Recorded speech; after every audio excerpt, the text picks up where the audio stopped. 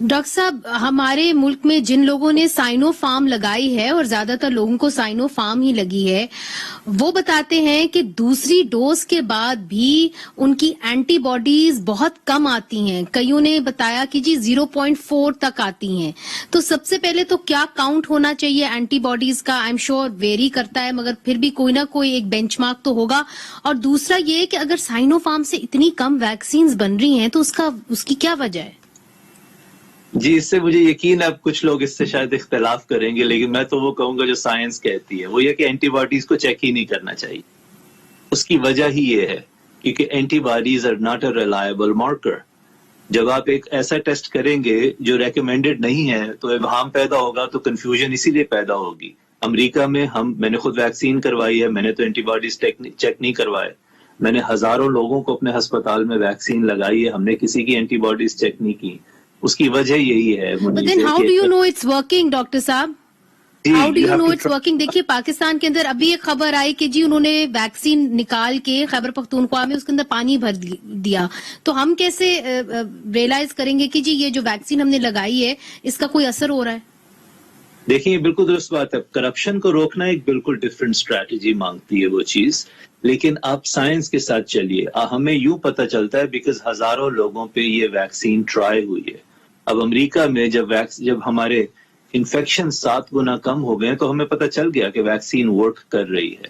میں بار بار عرض یہ اس لیے کر رہا ہوں کہ اگر آپ اینٹی باڈیز ٹیسٹ کرائیں گے تو آپ کو ایسی چیزوں پہ فکر ہو جائے گی جہاں نہیں ہونی چاہیے، اور آپ کو ایسی چیزوں پہ تسلی ہو جائے گی جہاں نہیں ہونی چاہیے.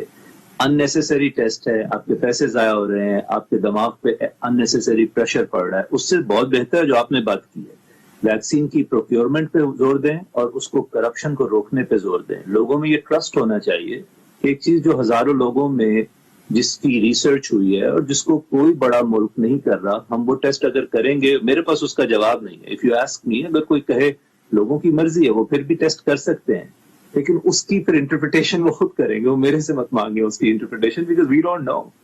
جو ویکسین کی ہے اس کا تعلق اینٹی باڈیز سے بہت زیادہ. ٹی سیلز بھی ہیں اس کے اندر اور امیون میکینزمز ہیں جن کو ہم میجر نہیں کر سکتے ریگولرلی. تو اس کی انٹرپریٹیشن بہت مشکل ہے.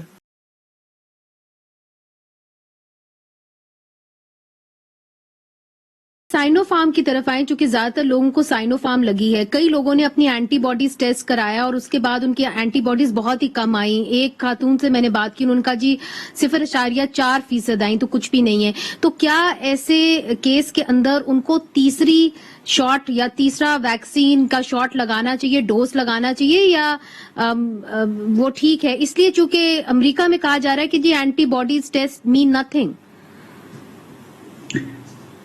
آج کل آپ کو میں بتاؤں کہ مجھے جو سوال پوچھے جاتے ہیں ان میں سے یہ سب سے شاید کامن سوال ہے. وہ بالکل ٹھیک کہہ رہے ہیں، اٹ مینز نتھنگ. جب بھی آپ ویکسینز کو ایون ٹرائلز میں ٹیسٹ کرتے ہیں تو آپ کیا اینٹی باڈیز میجر کرتے ہیں، یا آپ یہ دیکھتے ہیں کہ کتنے لوگوں کو بیماری ڈیولپ ہوئی اور کتنوں کو نہیں ہوئی، ایک گروپ میں کتنے تھے، دوسرے گروپ میں کتنے تھے، سیویئر افیکٹس کیا تھے، خدا نخواستہ ڈیتھس کتنی تھی. اینٹی باڈی کا میجر ایک بالکل سیکنڈری آئٹم ہے.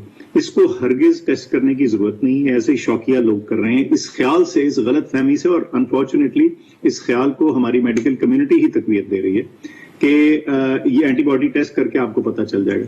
دیکھیے، اینٹی باڈی ایک ہماری اتنی کمپلیکس امیون سسٹم جو قدرت نے خدا نے بنایا اس کا ایک اتنا سا حصہ ہے. پتہ نہیں اور کتنی سی چیزیں. اس پورے امیون رسپانس کو ایک چھوٹے سے ٹیسٹ سے جج کر کے کرنا جو ہے بالکل غلط چیز ہے. یہ پیسے اور وقت اور ٹیسٹ کا ضیاع ہے. اس کا استعمال سائنسی اعتبار سے کچھ صورتحال میں کیا جا سکتا ہے، لیکن ایک انڈیویجول کو یہ جانچنے کے لیے کہ ویکسین نے اس کو پروٹیکشن دی ہے یا نہیں، اس سے بہت بہتر ہے آپ بس 2 یا 1 جو بھی ڈوز آپ کی بنتی ہے اس ویکسین کی وہ لگوا کے اور بس کریں اور ٹیسٹ نہ کروائیں. تو یعنی تیسرا جو ڈوز ہے وہ نہیں لگانا چاہیے؟ اس وقت کوئی گائیڈنس تیسرے ڈوز کی نہیں ہے جی. سائنس ہمیشہ ایوالو کرتی ہے، جب انالیسس ہوگا دیکھی جائے گی، لیکن اس وقت ایسا کوئی ایویڈنس نہیں ہے.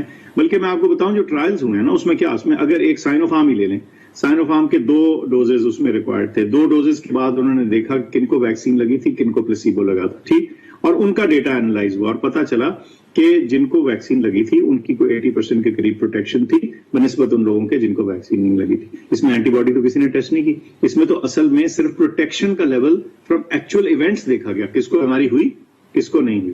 تو بالکل یہ بات ٹھیک آپ نے کہی کہ اس کی ضرورت نہیں ہے. یہ ایک بیجا کا, اس وقت میں فیشن کا لفظ تو نہیں استعمال کرتا, ایک پریکٹس سی بن گئی اور جس کو جیسے میں نے کہا کہ کئی دفعہ ہمارے ہیلتھ کیئر پروفیشنلز ہی تقویت دے رہے ہیں.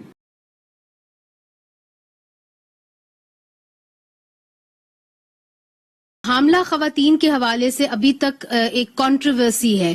کیا حاملہ خواتین کو یہ ویکسین لگانی چاہیے کہ نہیں؟ امریکہ میں اس کے اوپر کیا ریسرچ آئیے؟ جی, پوری دنیا, میری نظر میں اس میں کوئی کنٹروورسی اب نہیں ہونی چاہیے, کیونکہ ہزاروں لوگوں کے اوپر, ہزاروں ایسی خواتین کے اوپر ابھی ریسرچ چھپی ہے 21 اپریل کو نیو انگلینڈ جرنل میڈیسن میں, کہ جس میں پریگننٹ ویمن یا حاملہ خواتین کے اوپر کوئی نیگیٹو ایفیکٹس نہیں تھے. ان کے خدا کے فضل سے پری ٹرم لیبر کا رسک زیادہ نہیں تھا, مس کیریج کا رسک زیادہ نہیں تھا. میرے بہت سارے فیملی ممبر دوستوں نے مجھے یہ سوال پوچھا ہے, میں نے سب کو یہی کہا ہے کہ آپ ویکسین لگوائیے. پہلے بیان آیا کہ جی حاملہ خواتین کو نہیں لگانی چاہیے ویکسین, مگر امریکہ کے اندر بہت سارے ٹیسٹ ہوئے ہیں اور وہاں پہ حاملہ خواتین کو کہا ہے کہ آپ جائیے ویکسین لگائیے. اب پاکستان کے اندر کیا اس کے اوپر سوچ وچار ہے کہ لگانا چاہیے حاملہ خواتین کو ویکسین؟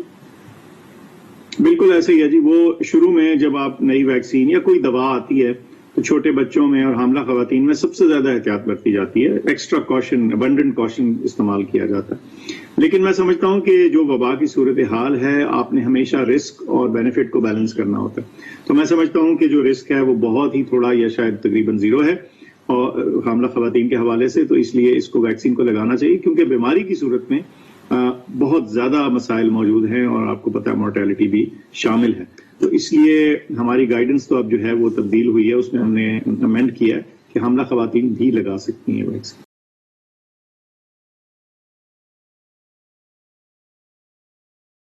حال ہی میں حکومت نے یہ اعلان کیا ہے اور انہوں نے کہا ہے کہ ایسٹرا زینیکا کی جو کووڈ ویکسین آئی ہے اور حال ہی میں آئی ہے وہ 40 سال سے کم عمر کے لوگوں کو, چاہے وہ مرد ہوں یا عورت ہوں, ان کو نہیں لگائی جائے گی. اس کے بارے میں آپ کیا کہیں گے؟ چونکہ انگلینڈ کے اندر تو یہ ویکسین لگائی گئی ہے 40 سال سے کم عمر کے لوگوں کو. جی, یہ ایک بڑا ڈیفیکلٹ سا کویسچن ہے, کیونکہ ہر شخص, ہر ملک رسک کو ڈفرینٹ طرح ناپتا ہے, اور اس کا رسک ایسٹرازینیکا کا 40 سال سے کم میں بے حد کم ہے. 1 in a million, لاکھ میں ایک ٹائپ رسک ہے, یا 10 لاکھ میں ایک طرح کا رسک ہے.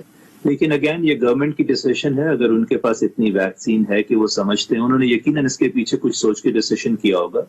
لیکن اگر آپ میرے سے پوچھیں, میرا خیال ہے آج سے 3-6 مہینے کے بعد, اللہ بہتر جانتا ہے, but if you put a gun next to my head کہ کیا تمہاری پریڈکشن ہے, میرا خیال ہے کہ AstraZeneca will be a workhorse. دنیا میں بہت زیادہ یہ ویکسین استعمال ہوگی, یہ بہت زیادہ ملکوں کو فائدہ دے گی, اور اس کا جو نقصان ہے, یہ جو اس کا رسک ہے, وہ بہت کم ہے. اور اچھی بات یہ ہوئی ہے جو اس کی میڈیا کوریج آئی ہے ان بلڈ کلاٹس کی, اس کا فائدہ یہ ہوا ہے کہ سب کو پتہ چل گیا اس کے بارے میں. اب ہم اس کی جلد تشخیص بھی کر لیں گے ان ریئر کیسز کی, اور ایز ڈاکٹرز ہمیں اچھی طرح پتہ ہے کہ ان کا ٹریٹمنٹ کیسے کرنا ہے. تو اوور آل میرا خیال ہے کہ لوگوں کو اس کا بہت زیادہ فائدہ ہوگا. اگر حکومت کہتی ہے تو ٹھیک ہے, اگر آپ کے پاس دوسری آپشن ہے تو 40 سال سے کم کے لیے دوسری یوز کر لیجیے آپشن. لیکن یہ چیزیں وہ ہیں کہ جو وقت کے ساتھ شاید تبدیل ہوتی رہیں گی. جیسے مزید تحقیق سامنے آئے گی تو یہ ریکمنڈیشن کسی بھی طرف چینج ہو سکتی ہے. رائٹ. اور ابھی آپ کا ایک نیا بیچ آیا ہے ایسٹرا زینیکا کا.